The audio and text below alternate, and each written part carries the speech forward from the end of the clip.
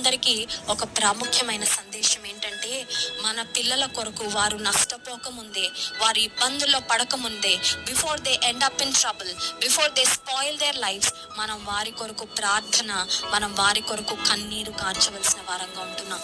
యేసుక్రీస్తు ప్రభువు కలువరి సిలువను యెరూషలేము వీధుల్లో ఆయన మోసుకుంటూ వెళ్తున్న సమయంలో చాలా మంది స్త్రీలు గుండెలు కొట్టుకుంటూ, గుండెలు పగిలేలా ఏడుస్తున్నారంట.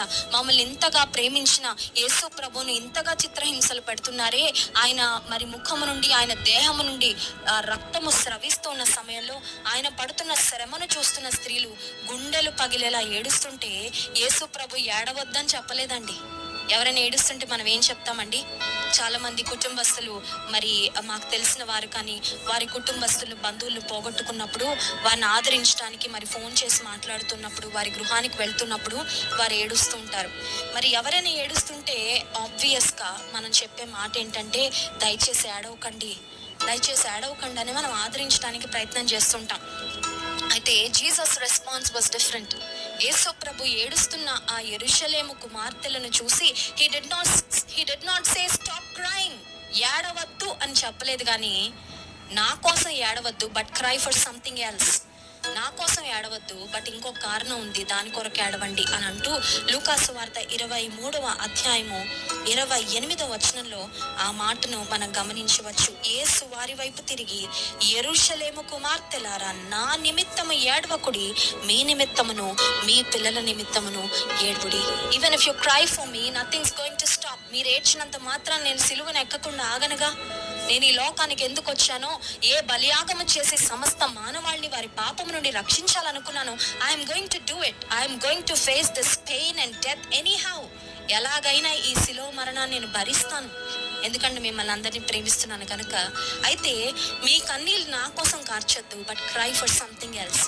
మీ కొరకు, మీ పిల్లల కొరకు ఏడవండి.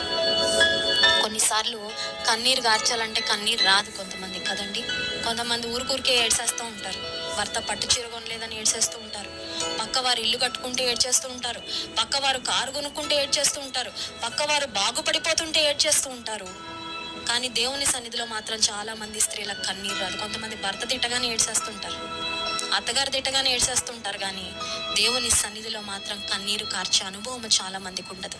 యేసుక్రీస్తు ప్రభు చెప్పిన మాట, నా కోసం ఏడవద్దు యెరూషలేము కుమార్తెలారా, మీ కొరకు మీ పిల్లల కొరకు ఏడవండి. దేవుని సన్నిధిలో కన్నీరు కార్చే అనుభవము ప్రతి స్త్రీ జీవితంలో ఉండాలి. ఇంకొక మాట చెప్పమంటారా ప్రియమైన తల్లులారా? మన బిడ్డల జీవితాలు పాడవ్వక ముందే మనం ఏడిస్తే మన బిడ్డల జీవితాలు పాడయ్యాయి అని ఏడ్చే స్థితి మన జీవితాల్లో దేవుడు రానివ్వడు. హల్లెలూయా. If you cry for your children from the time they were born, పుట్టినప్పటి నుంచి మన బిడ్డల కొరకు మనం ప్రార్థన చేయగలిగితే, వారు బాల్య దినములు యందే, వారి యవన కాలములోనే, వారి వివాహాలు కాకముందే వారి కొరకు మనం కన్నీరు కార్చి రోదన చేసి ప్రార్థన చేయగలిగితే, వారి జీవితాలు పాడైపోయాయని, నష్టపోయాయని ఏడవకుండా దేవుడు మనకి సహాయం చేస్తాడు.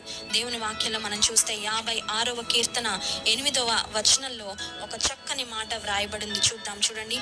56వ కీర్తన 8వ వచనం, నా కన్నీళ్లు నీ బుడ్డెలో ఉంచబడి ఉన్నవి, అవి నీ కవిలలో కనబడును కదా. దేవుడు మన కన్నీళ్ళు ఎక్కడ పెట్టారంటండి? బుడ్డెలో పెట్టారంట.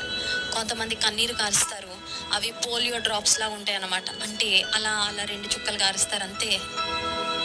దేవుని సన్నిధిలో నీవు కార్చే కన్నీరు ఆయన బుడ్డలో, ఆయన కవిలలో ఆయన దాచి ఉంచే దేవుడు.